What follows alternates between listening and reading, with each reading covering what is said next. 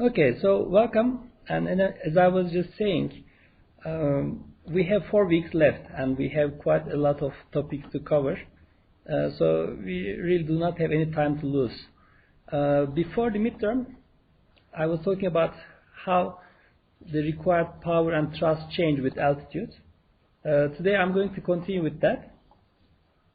So this is actually a repetition of our last lecture before the exam.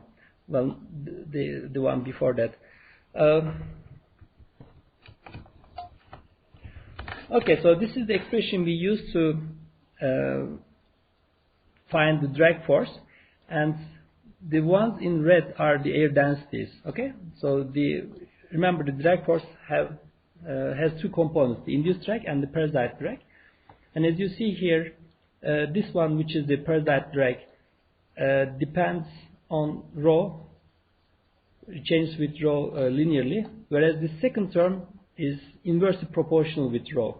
So that means as rho is increased, or rather as rho is decreased, which is the case where the aircraft is climbing, in this case this term will be getting smaller, but this term will be getting larger, right? So we can see the effect of that here. So let me remove these first.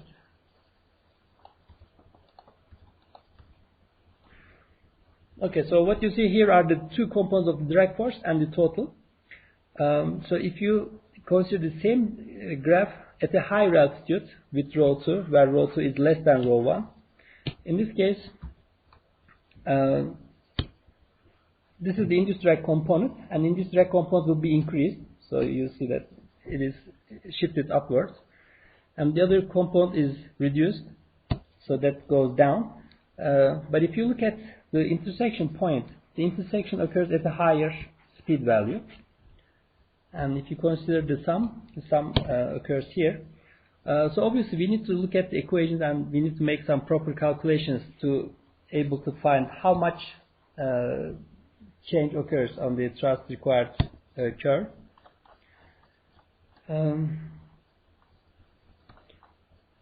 So this is an important point, right? This is the point where the thrust required is minimum. So let's take a look at what happens at that point. So from this analysis, we see that it seems to go shift to the right. But again, to be able to find an exact expression for how much it changes, we need to go back to the equations. Since we're looking at this special point, I'm directly using the condition for that. And we have seen several times already that at that point, this condition has to be satisfied. The 2 components of the drag coefficient have to be equal to each other.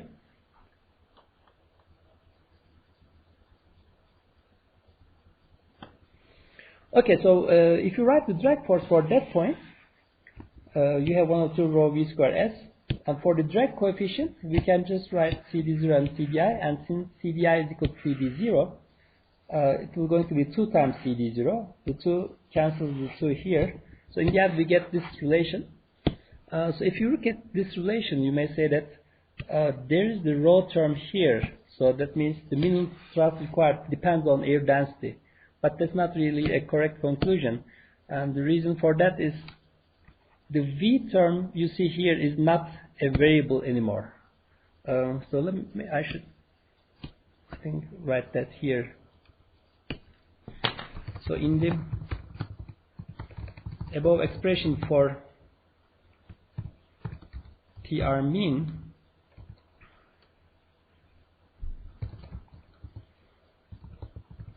there is rho, but this doesn't mean that TR mean depends on rho. The reason is the V squared term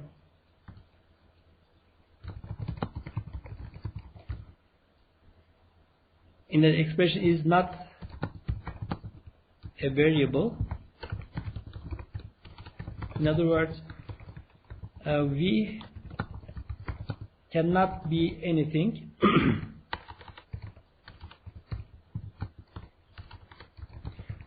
it has to have a certain value that corresponds to the minimum thrust required point.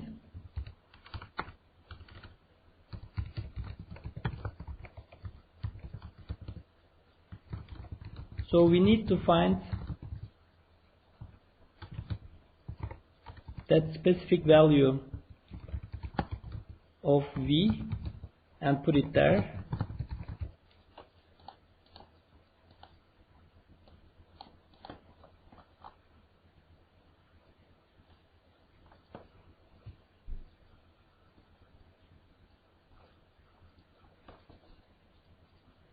And that comes from the other equation, right? That comes from the lift equation.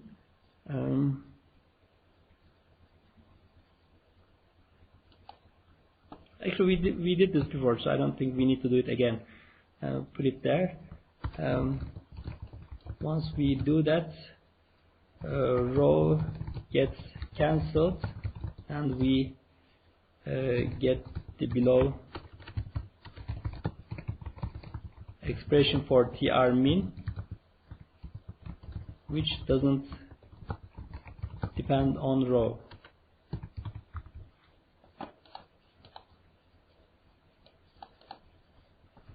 So the minimum thrust required is given by this relation. So it depends on the weight of the aircraft and the drag polar parameters K and CD0. Okay. So by the way, in the exam I asked you to find the dependence of TR min with the K coefficient. So you should have obtained this relation, and then from here you can see how much it affects the TR min value.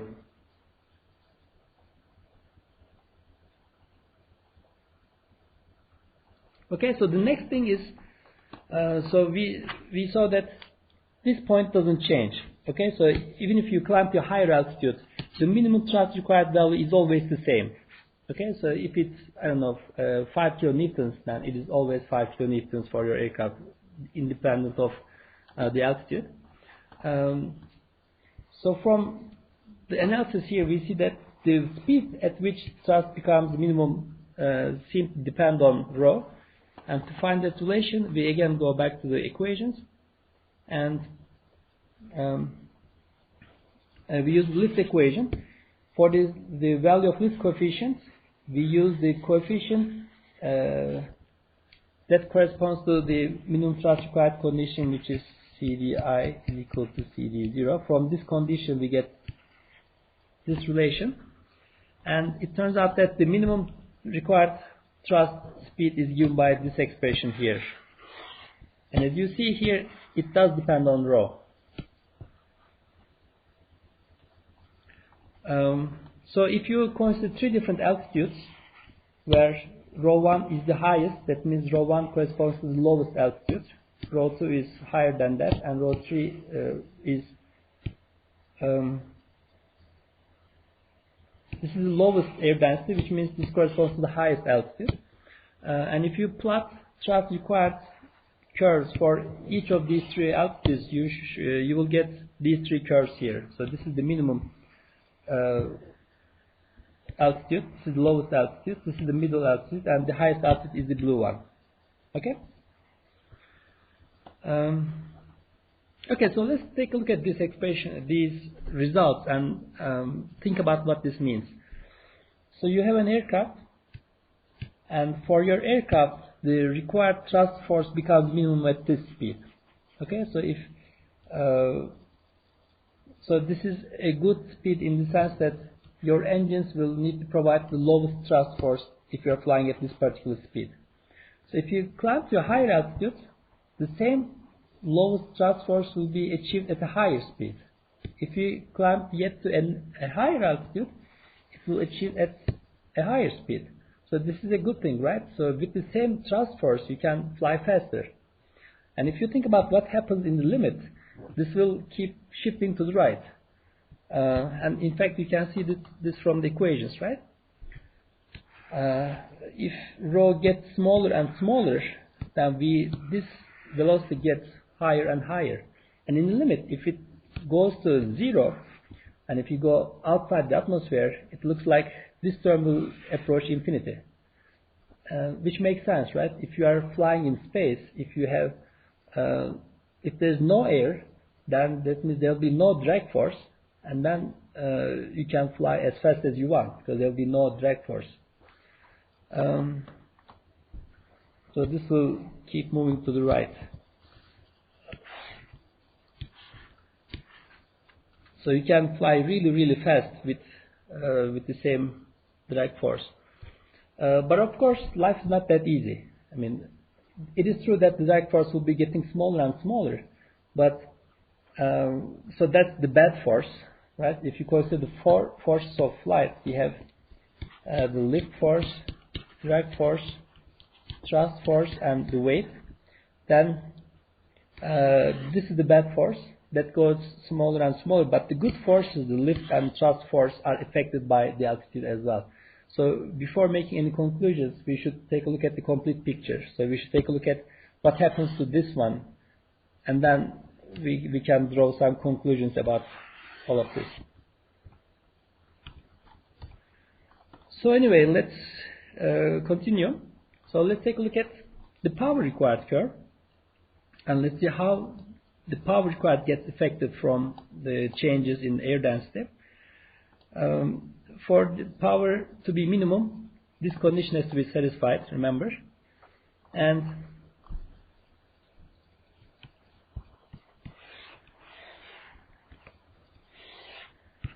a typical power required curve looks like this as a function of speed.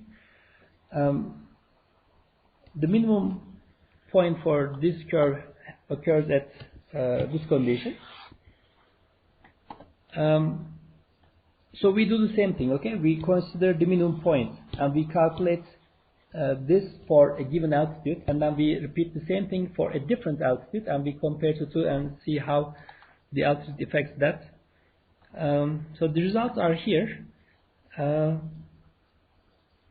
And I don't remember if I showed this in class before or not, but it is the same thing as before.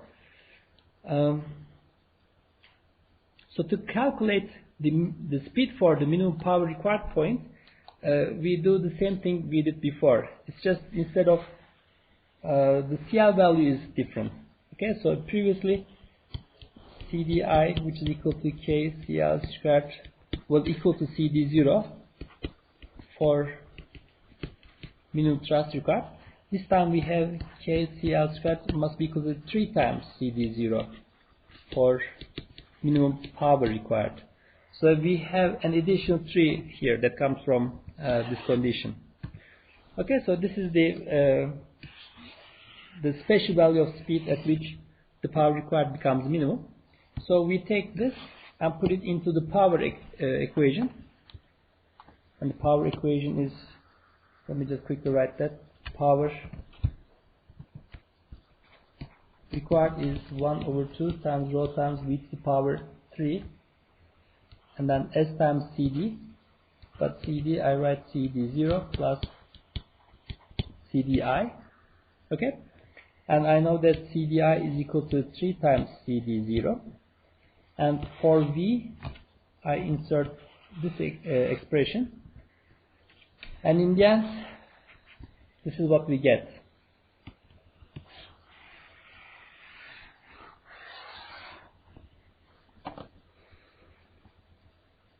Okay, so the minimum thrust required was independent of rho, but for minimum power required, we see that there is some rho term left in the expression. So this means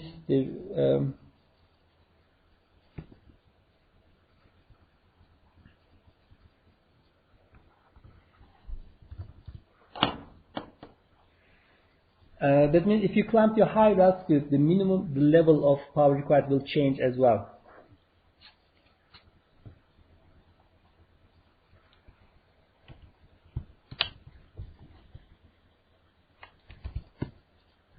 Okay, so let's consider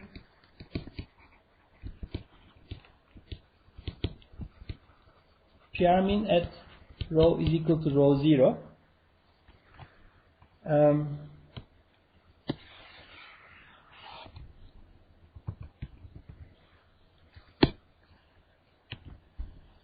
will be rho 0, and then the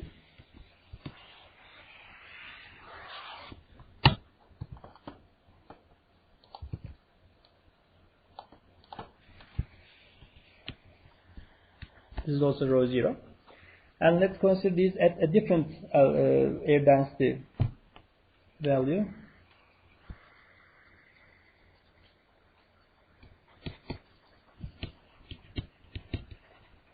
And consider the minimum power required at rho is equal to rho 0 over 2, for example.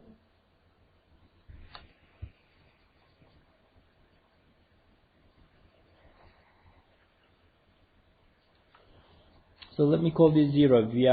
VPR means 0 and PR means 0.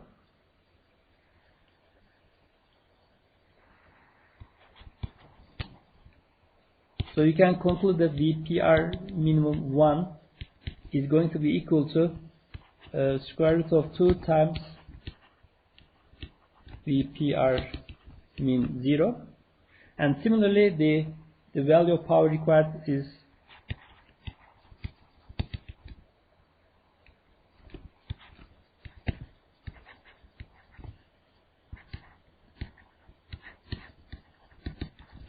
mean 0. Okay, so they are both increased by the same scaling factor. That's because they are both their dependence on rho is the same. They are both inversely proportional with the square root of air density. If you look at these equations, that's what they tell you. So you have 1 over square root of rho here, and you also have 1 over square root of rho here as well.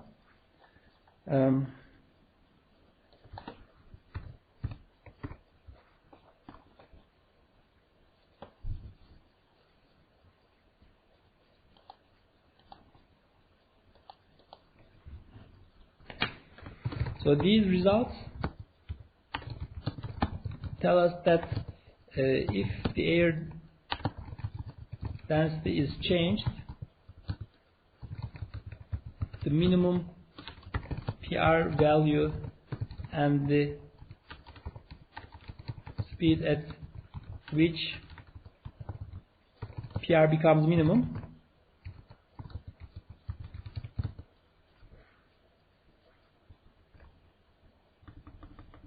so let me say both here, both the minimum PR value and speed at which PR becomes minimum change by the same scaling factor.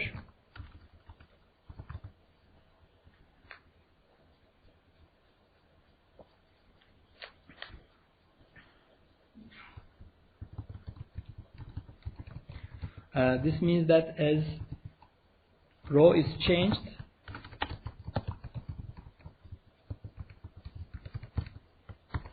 minimum PR point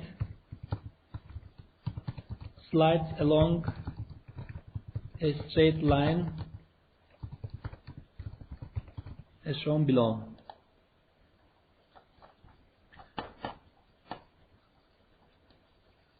Okay, so let me make some space here.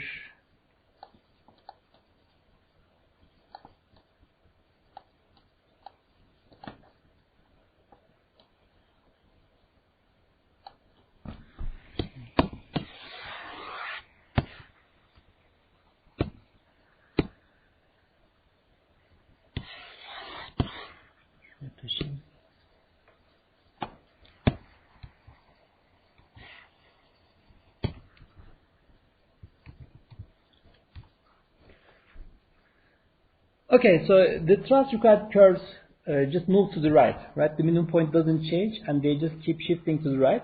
But for power required, they also shift to the right, but at the same time they shift up as well. Okay? So the minimum point moves along a straight line with certain slope. I'm talking about the dashed line. So if you go to higher altitude, the minimum moves along this inclined line. Okay?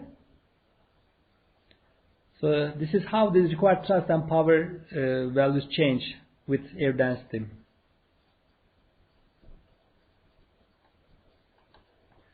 Okay.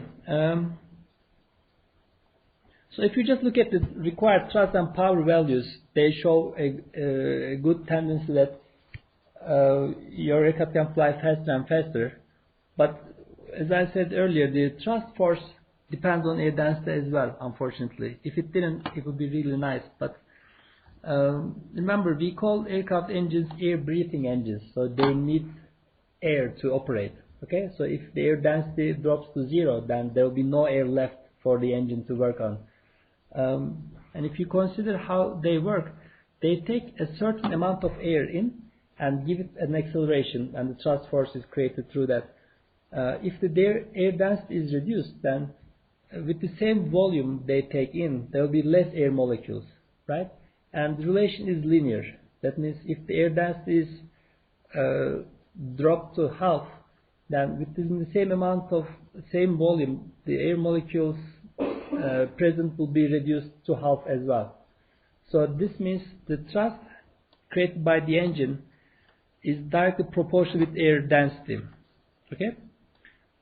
So let's see what we have here. Reduction power for both the reciprocating and jet engines, for propeller and jet engines. We will assume that power available and thrust available are both proportional to air density, which is the reality. So if you have an engine that gives a certain amount of thrust at sea level, so the rho 0 is usually used for sea level air density. If you climb to a higher altitude, then the thrust produced by the same engine is scaled by this ratio. Okay.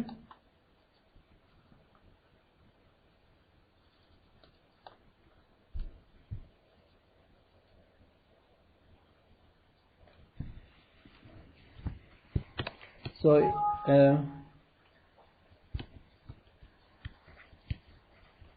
if rho altitude is, for example, half of the sea level air density, then the thrust created at that altitude is 1 or 2 times the thrust created at sea level. Okay. Okay. So this is very reasonable, I think. So I think you should have no objections to that.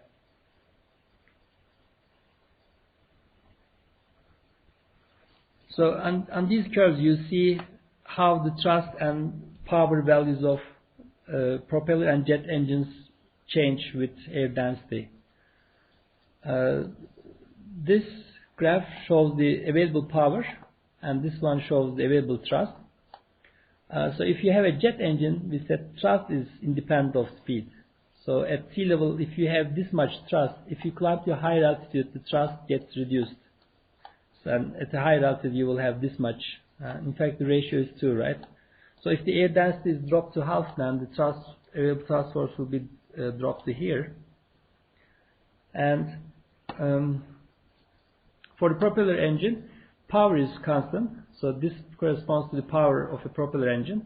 And if the air density is dropped to half, this time the power of the engine will be dropped to half. Okay?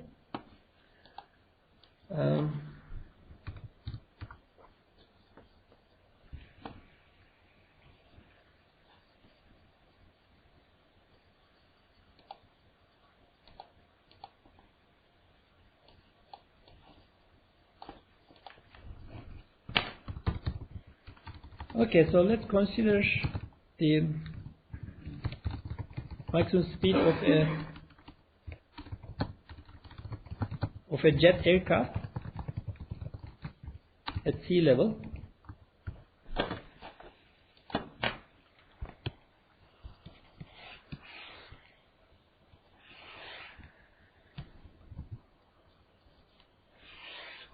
So this is the thrust required, this is the speed axis.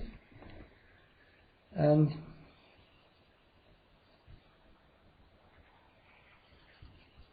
this is the available thrust, maximum available thrust at sea level. We know how to find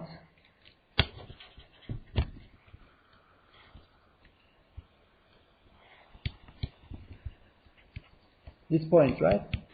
This is the maximum speed point, Vmax.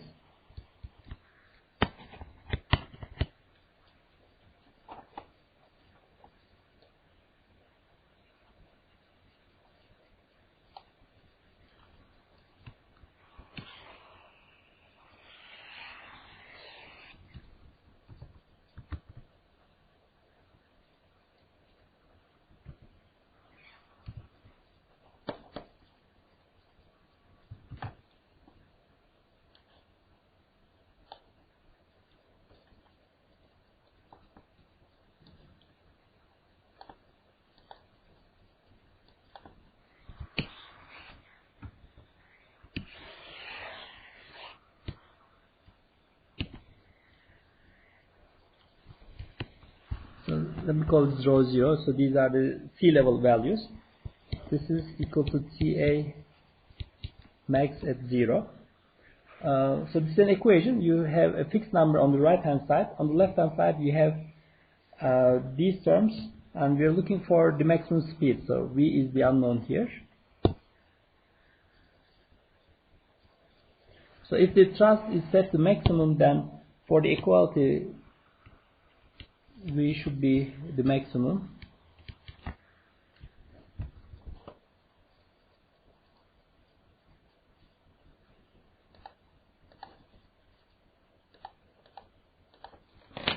So the maximum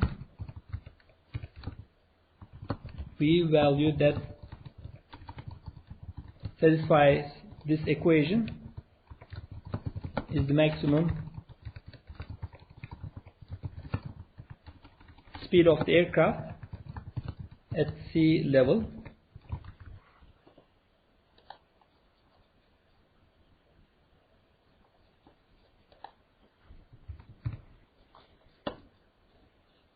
Now let's consider the same aircraft flying at a higher altitude.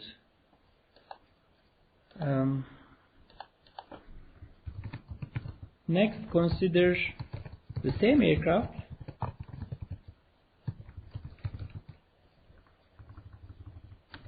flying at a higher altitude,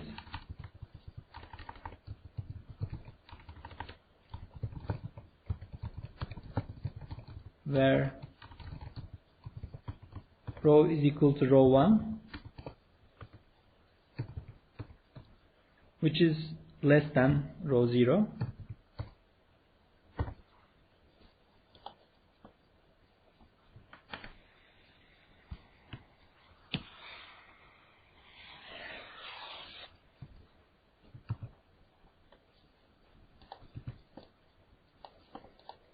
Okay, since we are flying at a higher altitude, let's remember what happens. So the thrust required curve just shifts to the right? So let me just copy it and paste it, not the entire thing, just this, and change its color. Let me make it red and put it here.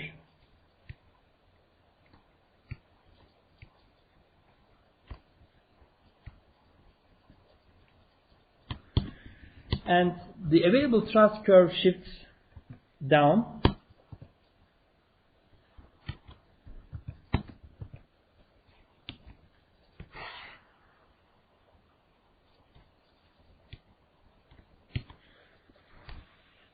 So obviously these curves are not proper curves, but this is in general what will happen. The available thrust will be going down and the required thrust will be moving to the right. So if this was Vmax at sea level, let me call that Vmax 0. At new altitude there will be a new maximum speed, right? So Vmax 1.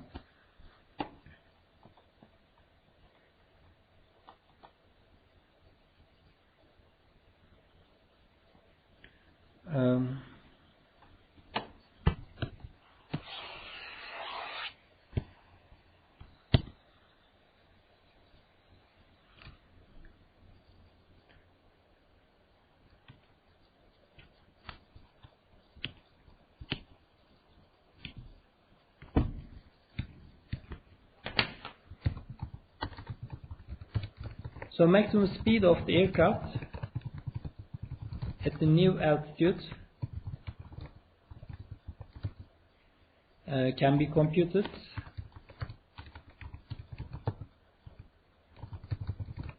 using the following equation. Okay, so we'll be using this equation again.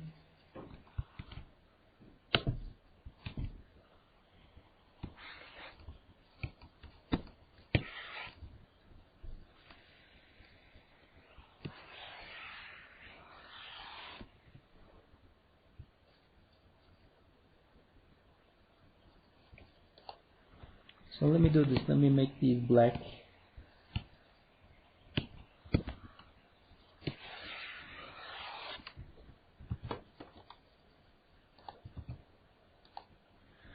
Okay, so at the new altitude, now we should change this rho 0 to rho 1, because now air density has a different value.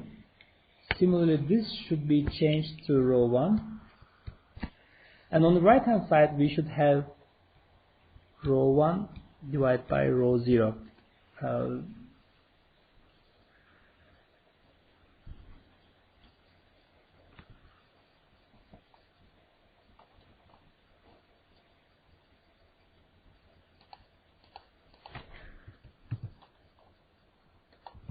Again, the maximum V value that satisfies this equation is the maximum speed of the aircraft at the altitude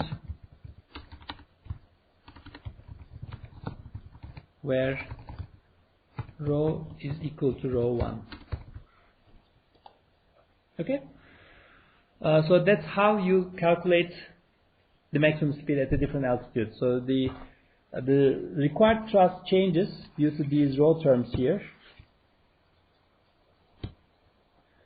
And the available thrust changes as well, which is this flat line. And the change in that is modeled with this term. And if you put them together, and if you solve for Vmax from this equation, then the number you will get will correspond to the maximum speed at this higher altitude. Okay?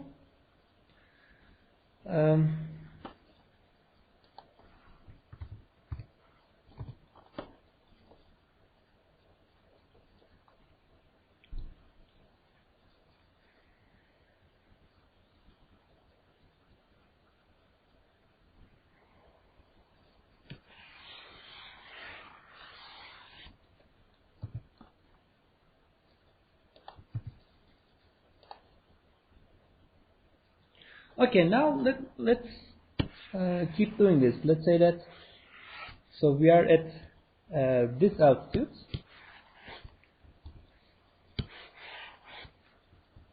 and the aircraft keeps climbing. Okay, so it climbs yet to a higher altitude. Let me use green color for that.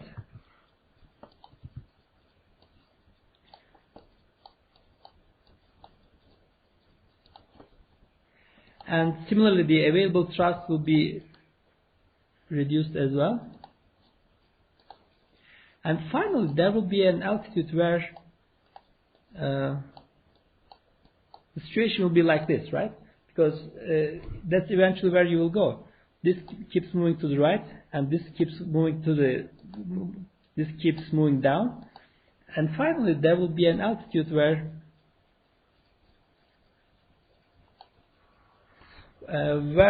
the two just intersect at one point only. Okay?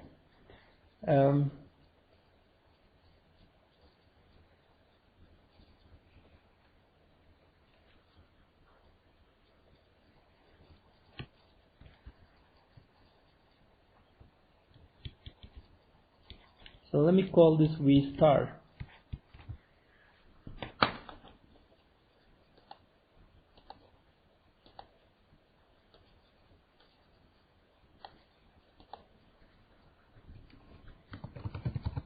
As the aircraft keeps climbing, there will be a certain altitude where TR and TA will intersect at one point only.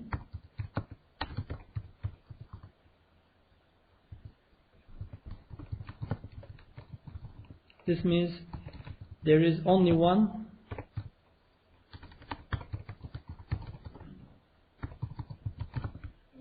possible steady level flight speed at that altitude.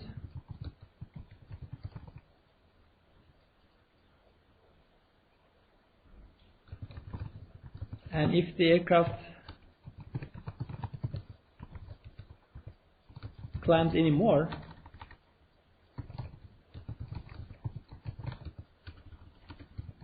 then there will be no possible steady flight conditions above this altitude. So what I'm saying is, if you shift this even more, suppose that you bring the thrust required to this level, but the thrust available will be less than that. There will be no intersection. So that means the thrust produced by the engine cannot meet the required thrust for any speed at all. Okay? So in fact, that's not a possible. It's not possible for this aircraft to maintain a steady level flight at altitudes above this level.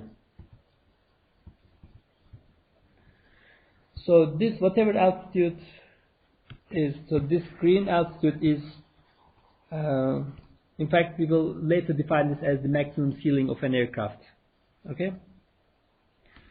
Climbing, there will be certain altitude where TR and TA will say at 1 point only. This means there's only one possible steady level flight speed at that altitude, and if the aircraft climbs anymore, then there will be no possible steady flight conditions above this altitude. Yani çok güzel bir ifade olmamış ama anlaşılıyor herhalde.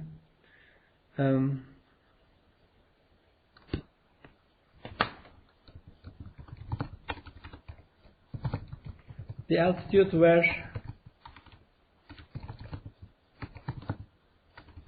TR and TA lines intersect at 1 point only is defined as the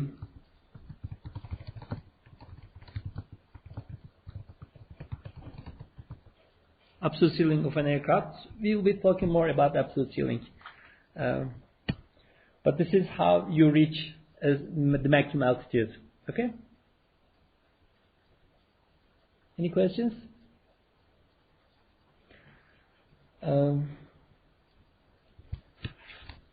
Okay, so our time is up. So let me stop here, and starting from next week, I will we will start talking about climbing flight. But before we do that, from this discussion, hopefully it is now clear to you why there's a certain altitude an aircraft can climb to a certain maximum altitude, and you cannot possibly go beyond that altitude. Okay? Okay, so let me stop the recording.